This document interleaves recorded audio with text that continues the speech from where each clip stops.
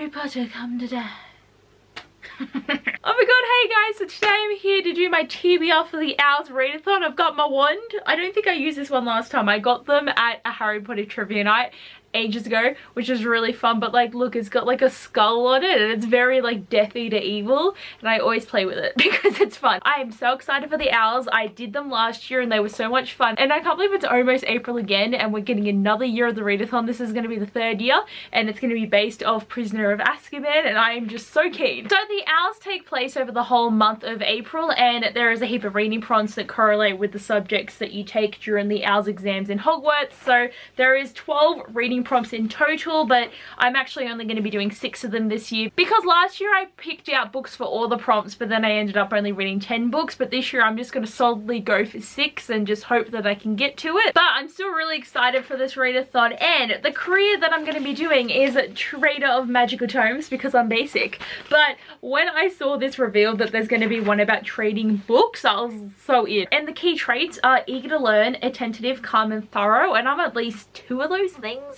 Maybe, but there's only 4 Owls that I have to complete for Trader of Magical Tomes, and that's Ancient Runes, Charms, History of Magic and Transfiguration, which isn't too bad. And as a little bonus, because I wanted to do more than 4 challenges, I'm also going to be doing the Animagus training because I totally want to be an Animagus. And for this training you have to do Arithmancy, Potions and Transfiguration. So Transfiguration is one that's shared by both of them, so I only have to read 1 book, but there's 2 more added with the Animagus training. But the funny thing is for the Owls I have to read 6 books, but for the Newts I have to read 11 to be able to do both of them. So in the Newts I'm going to be focusing more on my career, but if I can manage the Animagus training as well, that's going to be pretty boss. But I'm excited to get into my TBR for this readathon, and I'm just so excited to have this start because it's just the most fun ever. So the challenge for Ancient Runes is heart on the cover or in the title. So I'm going to read A Heart So Fierce and Broken by Bridget Camira. So we have heart in the title here, and there's also a heart on the cover. Bonus, the gate is like shaped like a heart. I'm so keen. But I love To Curse So Dark and Lonely, and I actually read it last year for the Owls, so I thought I should keep the series going by reading this one during the Owls as well.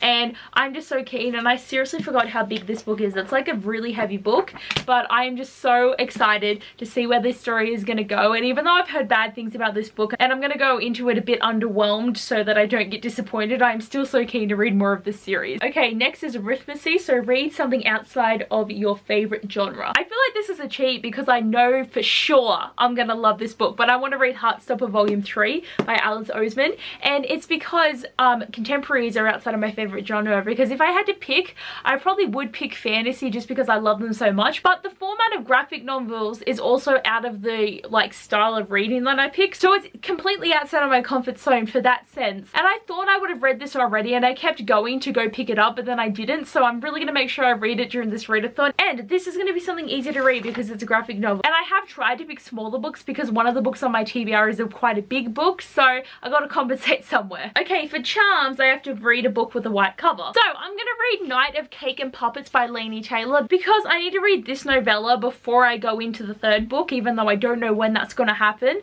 but it's going to happen at some point. But I have had this for so long and I am excited to finally read it, and I think it's going to be really cute, and it's got pictures like throughout it as well. Like even though it is like still a story, there's a lot of illustrations in it, but this basically follows Zuzana and Mick's first date, and I'm so keen because I love their relationship and I can actually see it developing, and I'm so keen. So for History of Magic I need to read a book featuring witches / wizards, so I'm finally going to read Uprooted by Naomi Novak, and I've had this book for so long and I keep wanting to read it and it never happens. And this was the hardest challenge for me because I could not think of anything with witches and wizards, so I actually did use the book finder guide that they have for the Owls where people can put all their suggestions in for like different challenges to help. So I'm gonna read this, and it's a Beauty and the Beast retelling, so I am keen. For Potions I need to read a book that's under 150 pages. I'm all about reading The Gentleman's Guide to Getting Lucky by Mackenzie Lee, and this is only like 100 and something pages.